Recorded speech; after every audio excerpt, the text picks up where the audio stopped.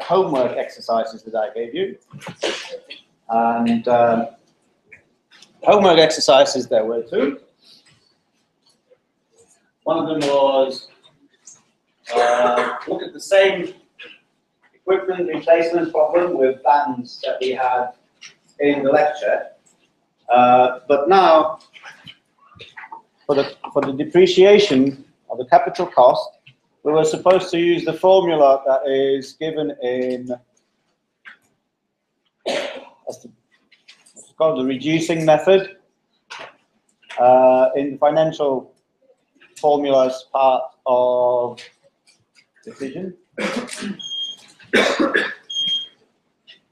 And yeah, this is my answer. Has anybody got any protests? So when you there are a couple of things that you just input the cost of the new van and the residual value after how many years. Now, ideally, you would have a formula which where is my show formulas? Show formulas. Can you see show formulas somewhere here?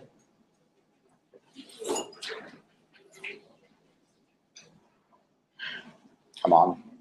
I knew it was here. Formulas.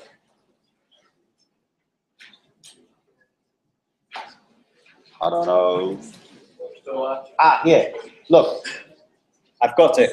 Okay, so you can actually show this. So just got these two numbers. Here, I've entered the formula for the reducing percentage that you have in your financial booklet.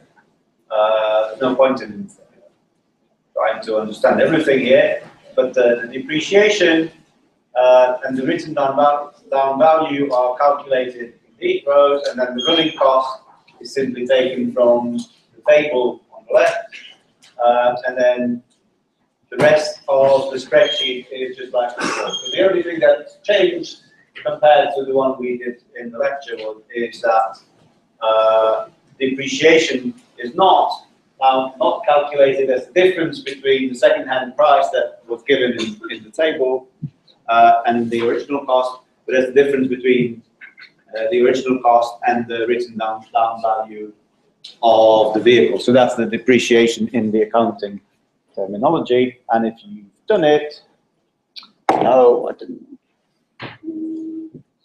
Okay, now,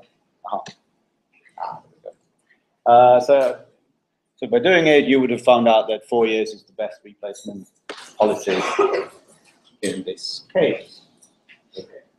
And the second question told you to read two papers that are on Moodle. One of them is about San Francisco police rostering, and the other one is about the new Dutch railway timetable.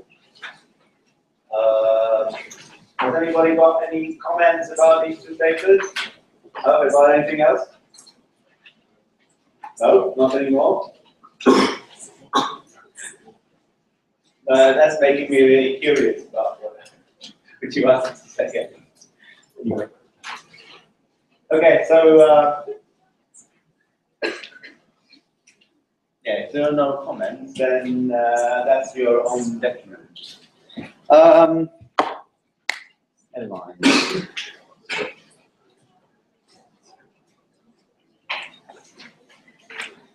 So as usual on the register, you can mark 0, 1, or 2, depending on how many of these questions you solve. There will be a prize before Christmas.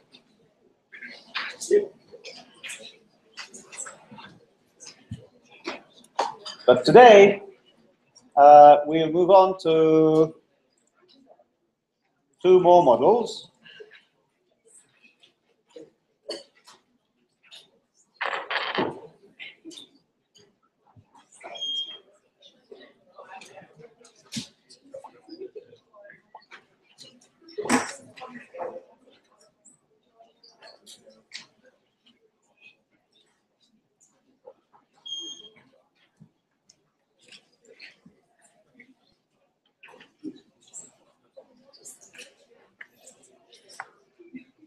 or two more situations in which a simple model can be formulated mathematically and then solved either in a very straightforward way, or using spreadsheets, or even in this case it would be simpler, but then we can visualize what's going on in the problem using a spreadsheet file.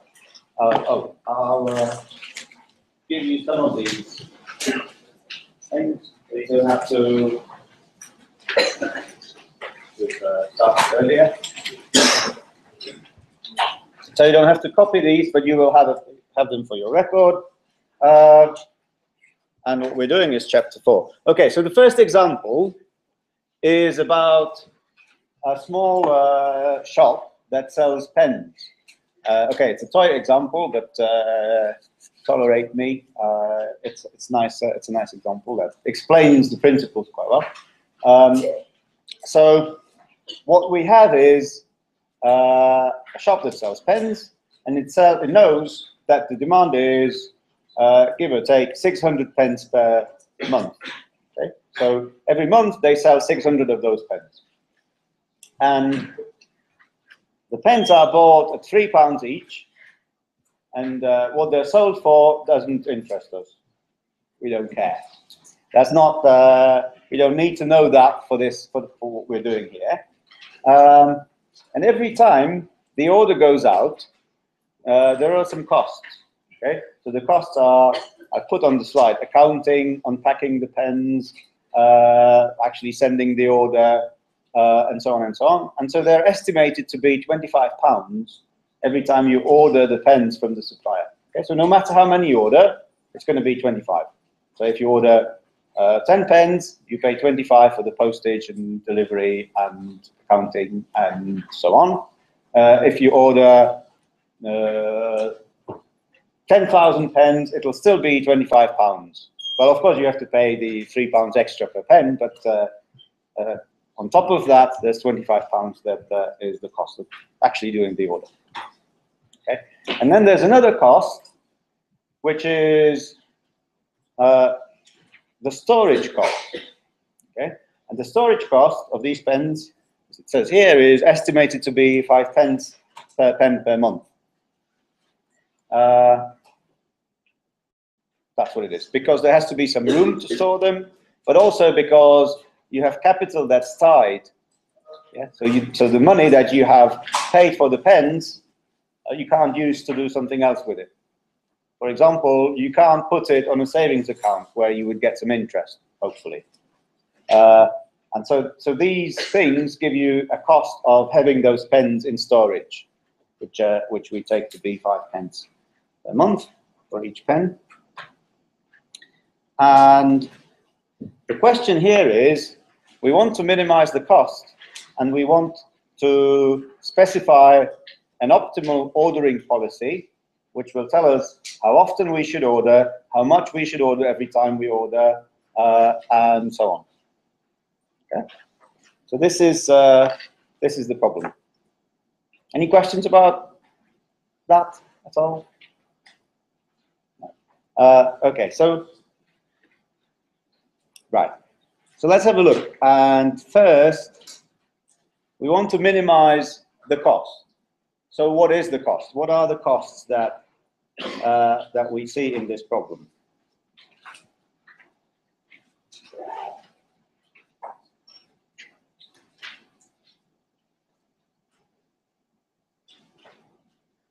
And how many types of costs do you see in there? One said 3. Is that right? Okay. 1, 2, 3. And what are they?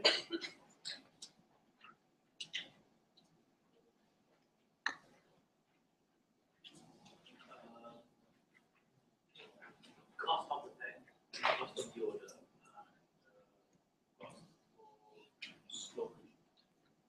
Exactly. So the cost of the pen, I'll call it the item cost. So what each pen costs. Okay, so that's the pens themselves.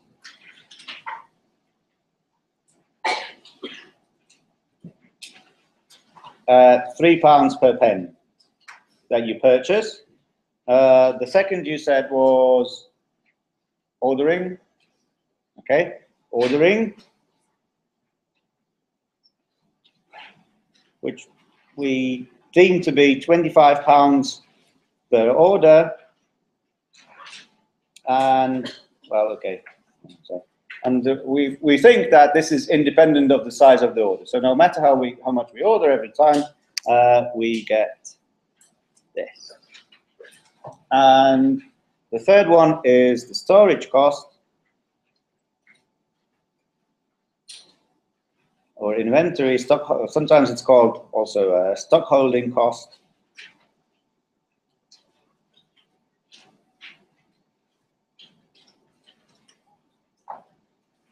Which is given to us to be, what was it, 5 pence per pen per month.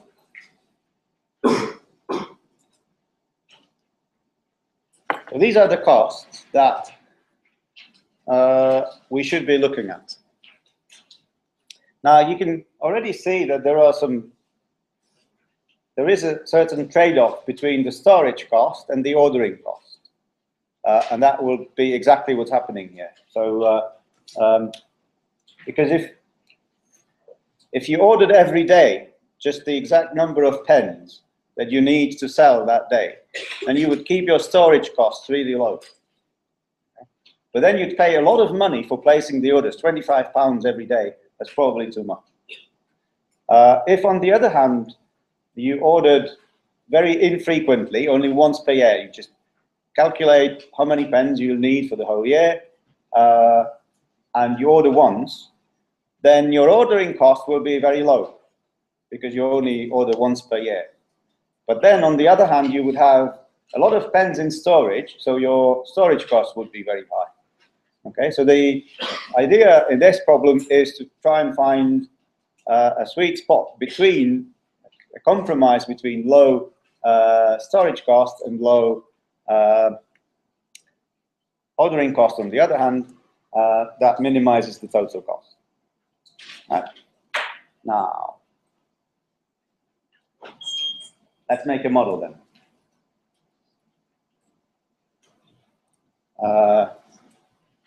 In the model, we have some assumptions. Well, what I've noticed already in some of your first submissions, some people don't quite understand what we mean by assumptions. So assumptions are some kind of statements that you start with at the beginning when you're making the model that you take for granted, that you assume to be true before you go on to build and solve your model. Okay? You should not confuse assumptions with conclusions. Conclusions is what you arrive at when you solve the model. This is what you find out from your model. That's a conclusion, not an assumption. So assumptions in this case, in the model that we'll be looking at today, there are these three main assumptions. Number one, that the demand is constant and known in advance. What do I mean by a constant demand? People want pens. Pardon? People always want pens. The people always want pens I'm willing to buy them. and are going to buy them, but also always at the same rate.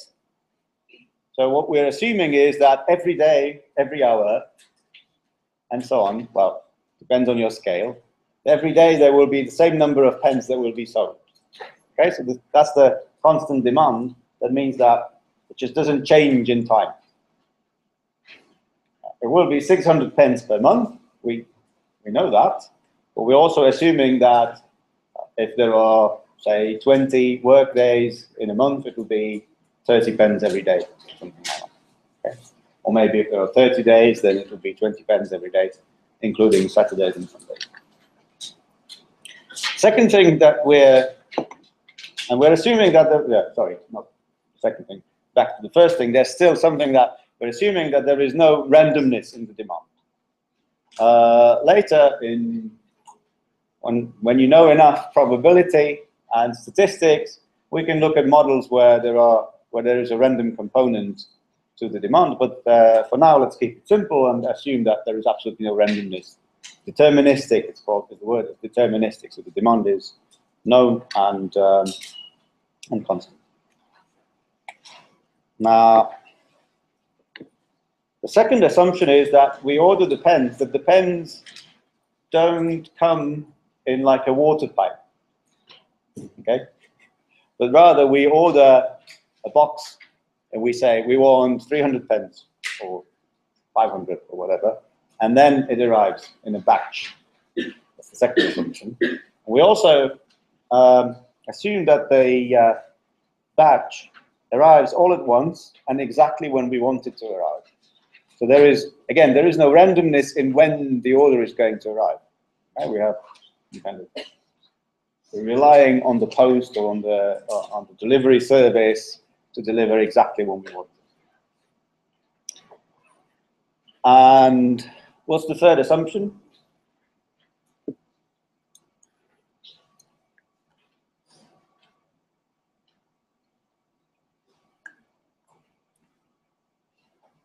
Planned shortages are not allowed. What does that mean? Not allow yourself to have just enough pens to sell while the pens being ordered. Can you say that again? Like allowing yourself to have not enough, like only enough pens to sell the correct amount throughout the month. So say at the end of that month you'll have 0 inventory, and then ordering and receiving just in time to sell more pens. Yes, that is kind of what I mean by no planned shortages. A simpler way, perhaps, to say the same thing is you're not allowed to run out of pens when customers are coming and you tell them, no, go away, I haven't got any. Okay? Or come back tomorrow, come back next week. So you're not allowing yourself to run out of pens. That's the third assumption. So you can't run out of pens.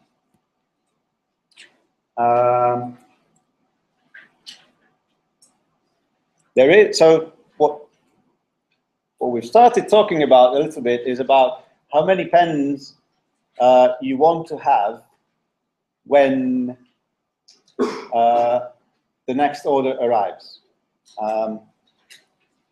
Okay, so the question is, how many pens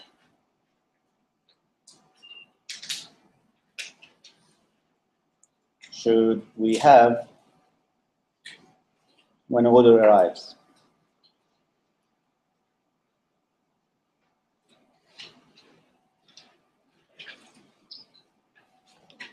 So what we just said is that the third assumption, assumption 3, means that this tells us that this number of pens that we have can't be negative. Okay, so the number of pens can't be negative.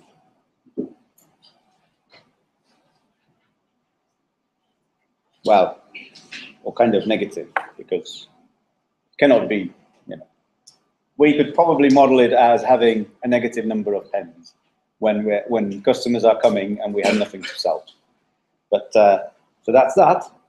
But then, do we want it to be positive? So the question is, so let's call this, that's the number of pens.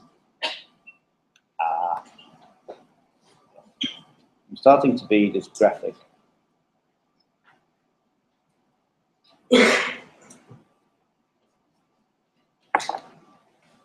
Which is a good idea, actually. I should be this graphic. So students, when they bring a piece of paper from the doctors saying that they're dysgraphic, they get 20% extra time in exams or something like that.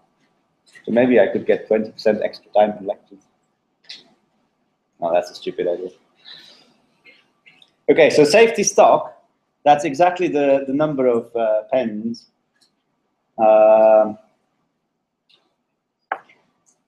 that we have in storage when the new order arrives.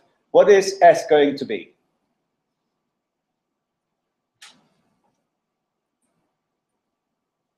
In our model,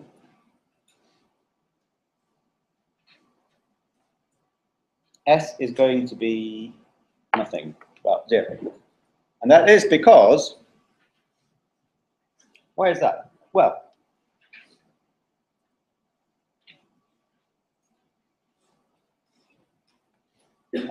because we've just said that S can't be negative by assumption 3. Okay. But then we could always keep a certain number of pens, like say 50 pens, in storage, just in case. Well, now we have these two assumptions that, where are they? Up here. Now we have these two assumptions which tell us that we don't have to keep any pens just in case. Because there is no case, there is no just in case. We're assuming that the demand has no random component, so the demand will always be exactly as we want. So there is no need for any safety. And also, the orders will arrive exactly when we want them to.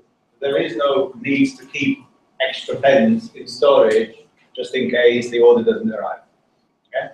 So we're making these two assumptions here.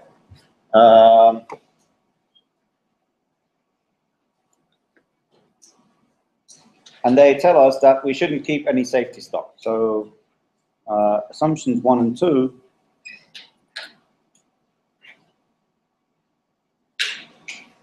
tell us that there is no need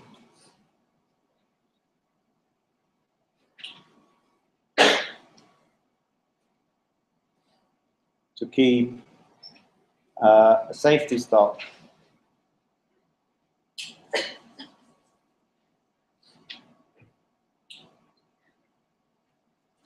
in case more customers come or the order does not arrive.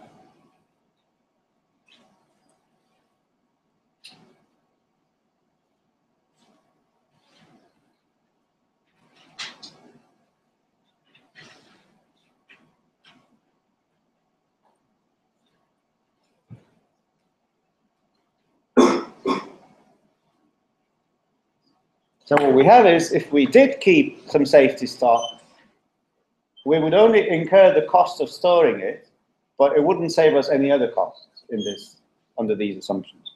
So having a positive safety stock would only increase the cost.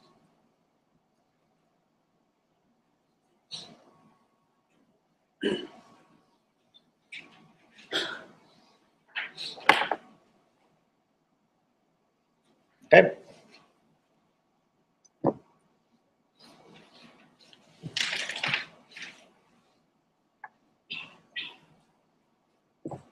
Any questions?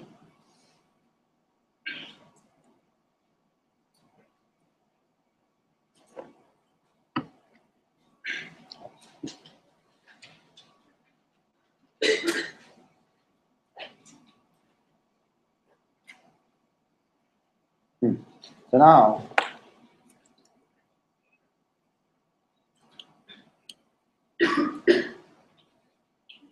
we should do the model. Okay, so the model starts with this graph.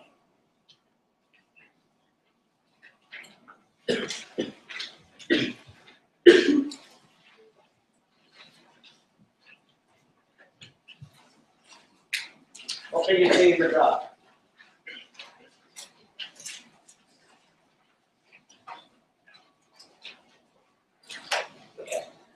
The uniform increase and decrease of stock. So at the beginning or end of each stock, when new stock is ordered, then starts to sell.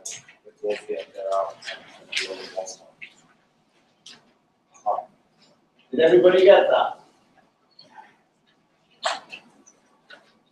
Okay, so what's happening is, because we're assuming that demand is constant, the amount we have in inventory, so the amount we have in storage, inventory level is how many pens we have in storage, that is decreasing as a straight line because the demand is constant. So with time, this is time, it's decreasing as a straight line. Okay. What we're starting with is a certain number of pens in inventory. Now it decreases, decreases, decreases, And exactly when we arrive at 0, that's the safety stock 0, in that moment, we receive more pens, and we keep selling and selling and selling, and when we get to 0 again, we receive the next batch, and we keep selling and selling and selling, and so on. So this graph tells you how many pens we have in storage in time. And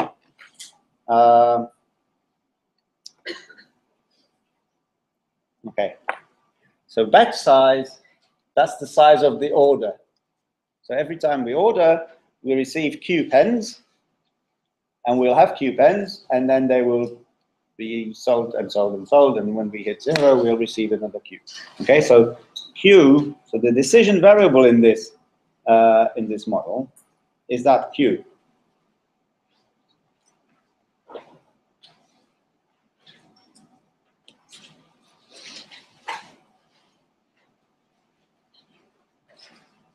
So that's the size of each order.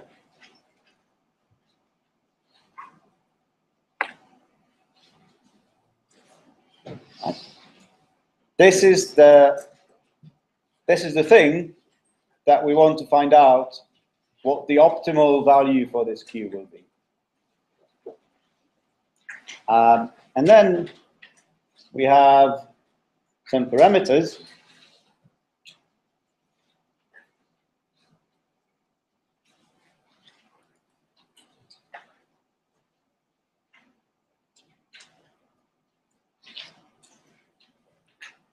So you can see the letters there. So D is, well, actually there's only D as a parameter in here. So D is the demand rate.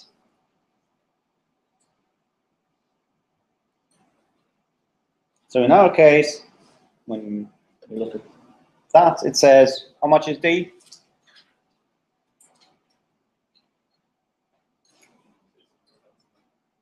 It's always the same people. Everybody else is sleeping. Never mind. Keep sleeping. So this is 600 per month. Okay, then we have okay, that's the parameters. Oh no, we have the cost. So C is the unit cost of each item.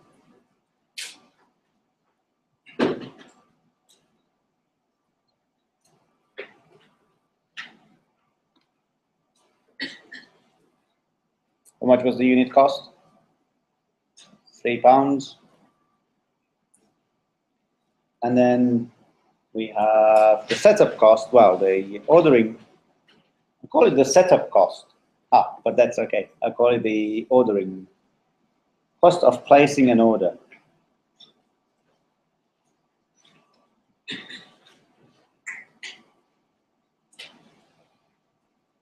So in our case, K was 25, and then we have H, which is the stock holding cost.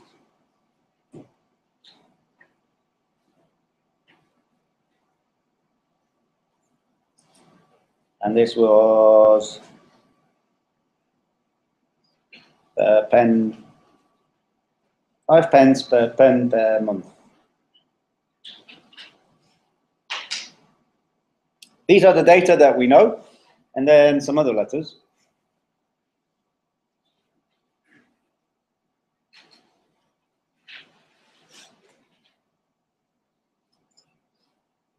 Okay, we'll use a letter, we'll use the capital letter T for this length of a cycle, I'll call it. So the time difference between 2 consecutive orders.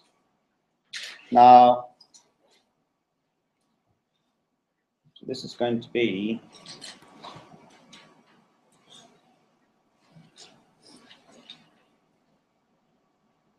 time between 2 orders.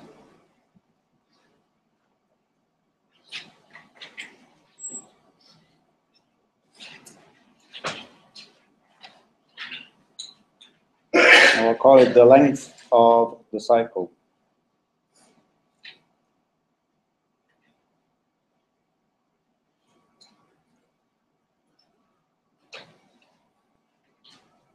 What is this length going to be between the next two orders?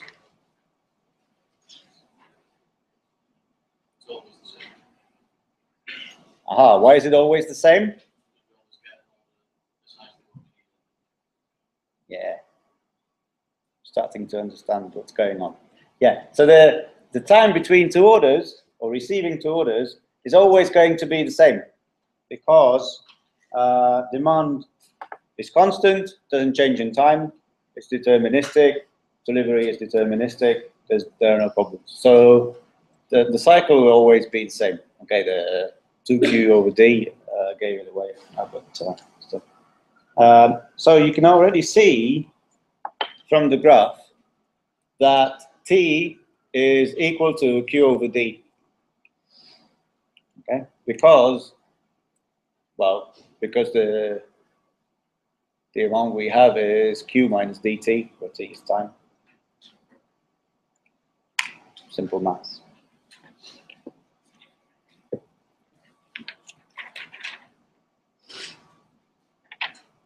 What do I want now?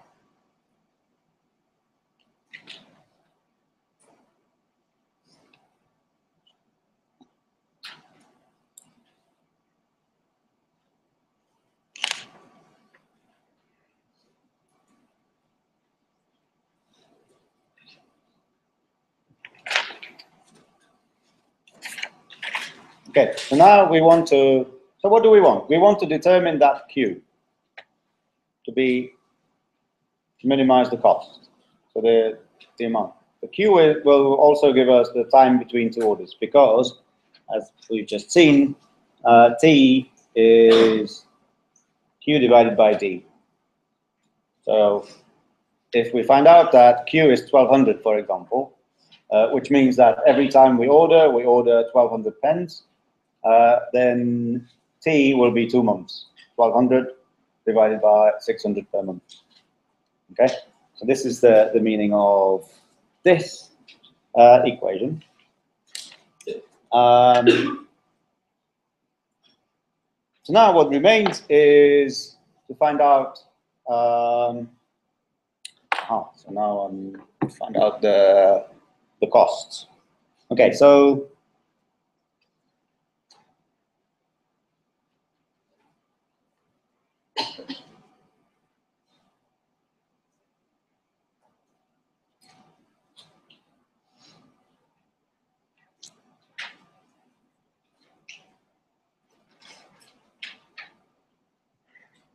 we have 3 costs, and now I want to know how much we're going to pay in one cycle. So that is for one order. Okay, so simplest one perhaps is the ordering cost. What will be our ordering cost in one cycle? 25. Okay, I'll just put K to keep it general. And so in one cycle, that means one order, and finish it, we'll pay K. What will be the stock holding? No, the item cost, sorry.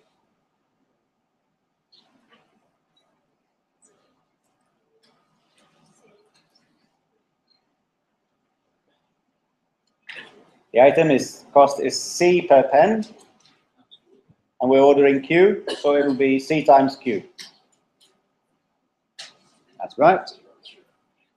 And now, what will be the stock holding cost?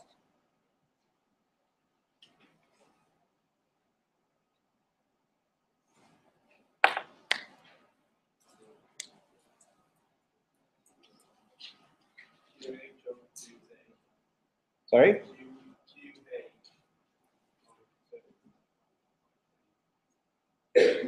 Q times H over 2 times T.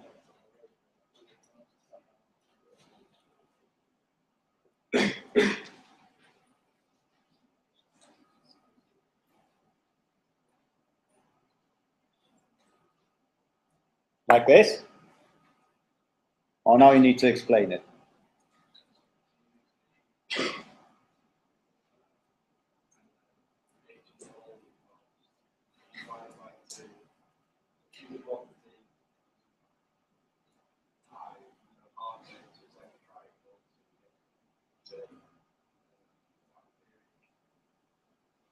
Do you believe him?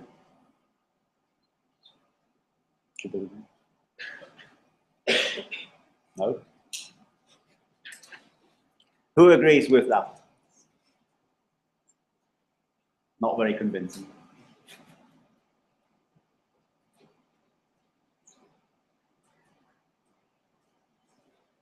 Anybody got a better idea?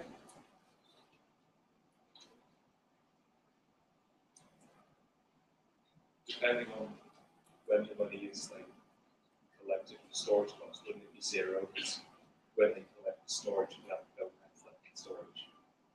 Yeah, but we want the total over the whole cycle. That makes sense.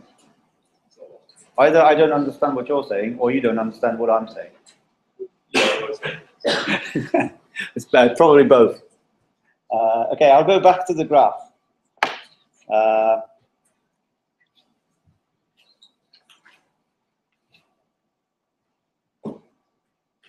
Well, going back to the graph.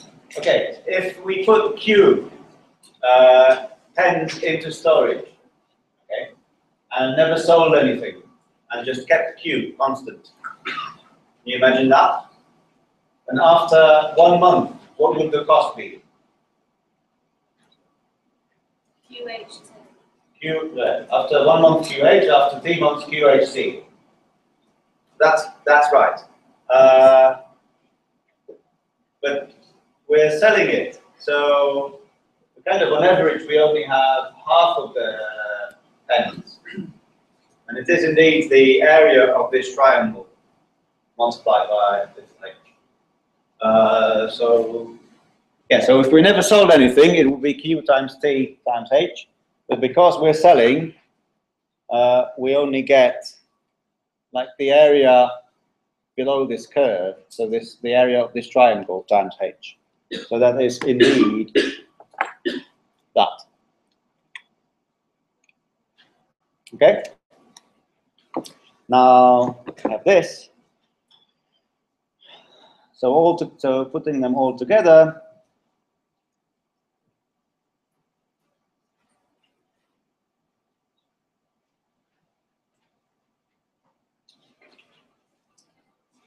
I'll call it cost in cycle is K plus C times Q plus QH over 2 times T.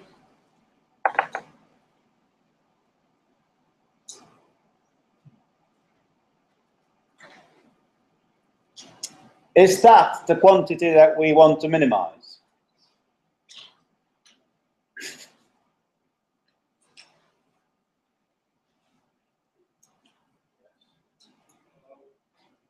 Yes, no, maybe, not at all. No, it's not, because why would we want to minimize that? We don't want to minimize that. We don't want to minimize the cost in 1 cycle. What we want to minimize is the cost in 1 month. So what we really want is the total cost per month.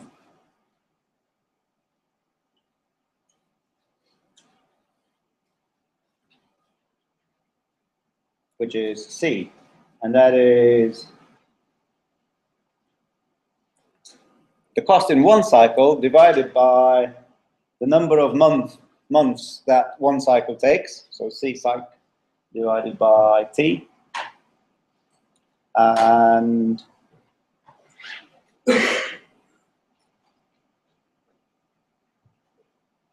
what is that? Well, dividing by T is the same as multiplying by D over Q. Okay, and now we need to multiply it by d over qk, no, not comma, plus cq plus qh over 2 times t.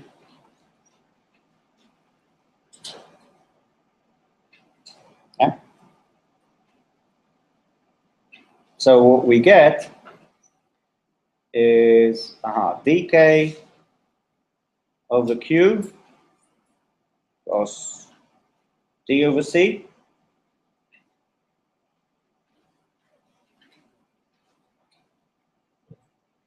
What am I doing? It's not d over c.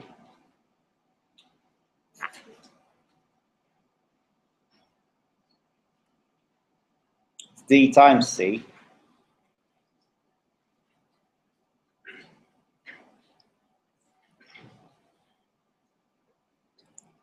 Plus qh over 2.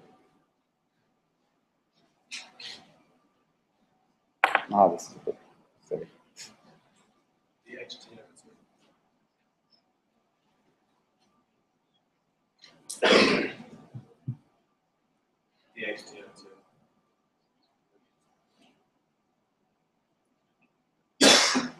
Yes, but that's the same as qh over 2. Okay, I've confused myself as well as everybody else. So what I'm doing is I'm dividing by t. So this divided by t is qh over 2. And for the rest, instead of dividing by t, I multiply by d over q. Okay? Sorry about this. So I want to divide each of them by t. Now here it's easy. That divided by t just gives me qh over 2. And this divided by t gives me cq times d over q, which is dc. And same for the k. Okay. So this is what we want to minimize. I'll call it CQ.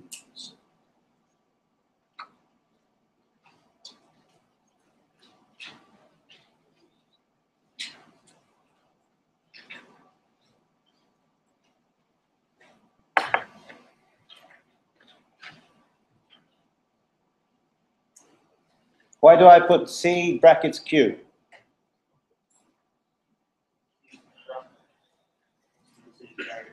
Yes. So I'm looking at C as a function of Q. Right? And that's one. Yeah, so.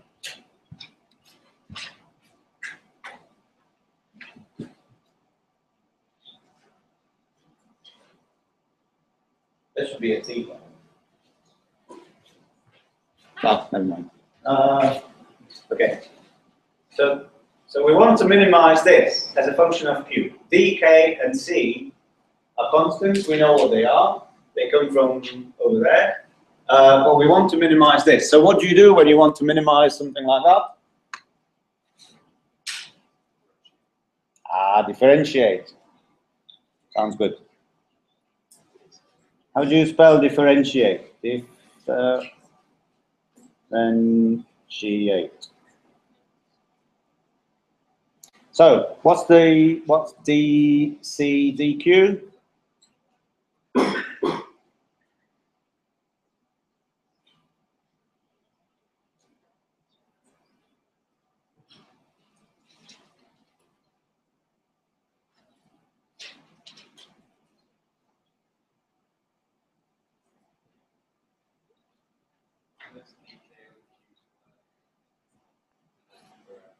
How do you know that? He knows everything. How does he know everything? Is he reading the book? Yeah, so that's what you should know from calculus. What am I writing? Minus dk over q squared. Okay, so now there's a bit of a problem because that's a different d to this d. This is the differential d and this is the demand d. But that sometimes happens. Okay, this has no q in it, so that's a constant, so the derivative is 0, and the derivative of this is just h over 2. Okay, so now we have the derivative, and what we want is what? What do we want? To know when this is 0, to find the minimum. So we want this equal to 0. So when is this equal to 0?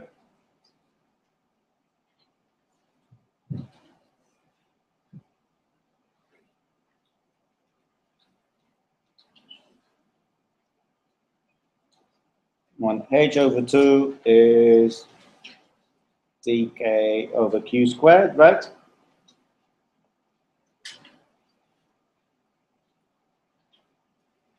And that is exactly when q squared equals 2 dk divided by h.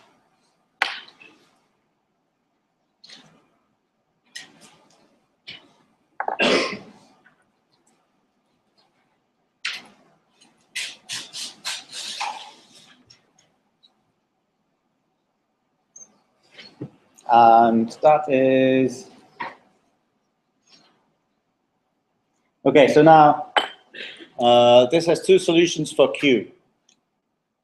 One is the square root of that fraction, and the other is minus the square root of this fraction. But one of them is negative, and the negative one is certainly not going to be our solution, because we don't want to order a negative number of pens. So the only solution, which is non-negative, is q, and I'll call it q star, as the optimal solution. So that's the root of 2 dk divided by h. So our example.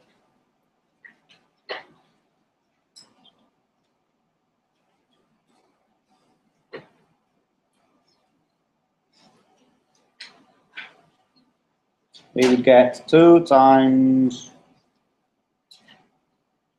what is d? 600 times 25 divided by 0.05.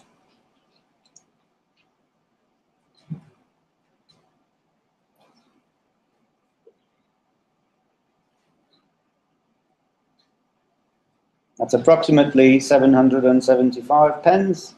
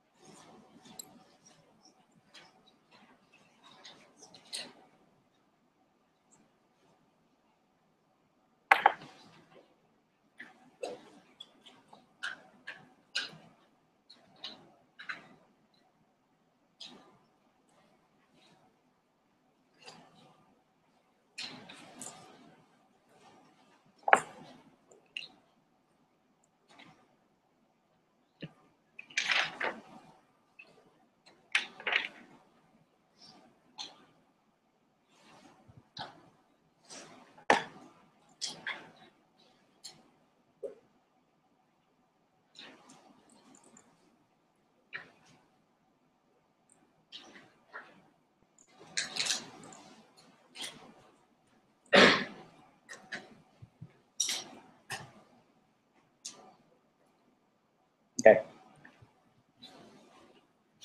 Now, okay, so we've solved this. We found that the value of q for which we get a 0 derivative, so that's the candidate to be a minimum, is this. It's given by this formula. It's called sometimes the economic ordered quantity formula, or EOQ formula. And in our example, when we plug in the numbers, the 600 demand, the 25 ordering cost, the 5 pence ordering cost, it gives us 775, I think. So the answer in the example that we've just seen is we should order 775 pence every time, and therefore the order should be placed every 1.3 months. That's what you get here. Okay. Now,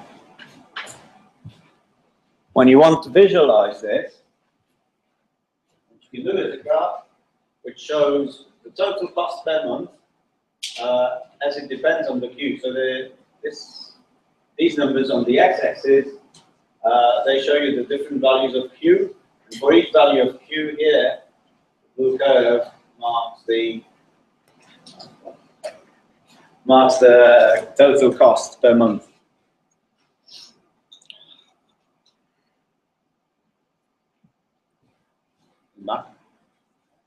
Back. So this cost. Okay? And we can see that indeed, where we found the minimum 775, so that's on my here, that is the minimum. Problem solved. Yeah, so that's what we would report to Sally. Order 775 every 1.3 months. Any questions?